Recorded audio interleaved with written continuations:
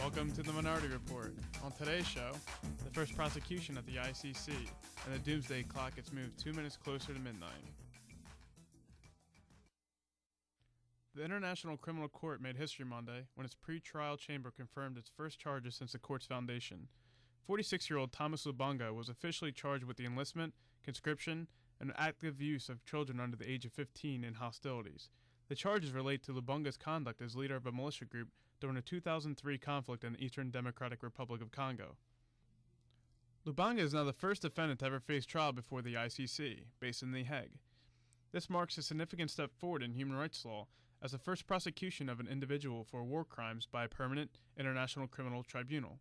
Before the Lubanga case, such crimes were addressed in ad hoc courts, convened in response to specific conflicts, and equipped with narrow jurisdictions. Now war crime suspects in countries accepting the ICC's jurisdiction risk prosecution at any time.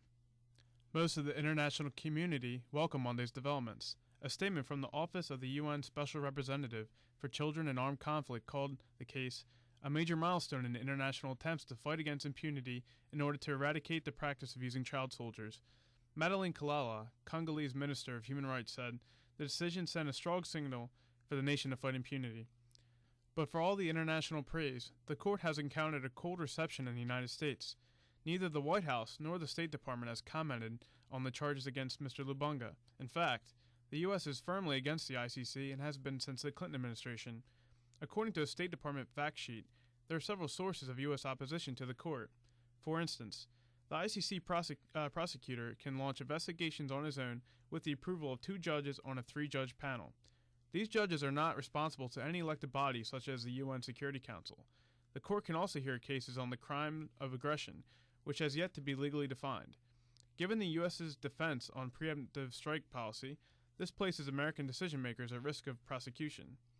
Above all, the U.S. opposes a fundamental feature of the ICC jurisdiction. While only ICC member states can refer cases to the prosecutor, they can arrest and remand citizens of non-member states for alleged crimes. Officials fear that American nationals, and service members in particular, can be brought to appear before the ICC on politically motivated charges. To counter this threat, the U.S. presses states to sign bilateral immunity agreements. Under the terms of these bilateral agreements, ICC member states agree not to refer American nationals to the International Tribunal. The U.S. exercises considerable leverage in presenting these bilateral agreements for ratification. After the American Service Members Protection Act of 2002, states refusing to sign bilateral agreements with the U.S. stand to lose all international military education and training assistance as well as foreign military financing. The 2004 Nethercutt Amendment further extends the range of effective programs to economic support funds.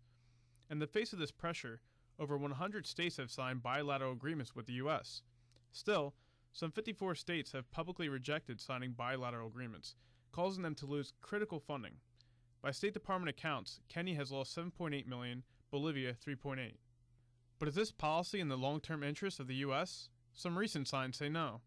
High-ranking Pentagon officials are questioning the desirability of cutting military aid to vital partner nations like Kenya, an ally in the fight against al-Qaeda in Somalia.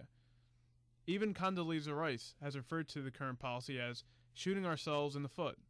Most tellingly, under pressure from the military, President Bush has reinstated aid to 21 states affected by the American Service Members Protection Act and 17 states affected by the Nethercutt Amendment. These indications may point to a reevaluation of U.S. policy toward the ICC, a body now supported by 104 countries from every region of the world.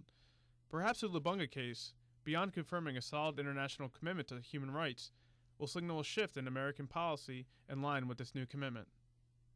This investigative report was written by Jorge Suarez.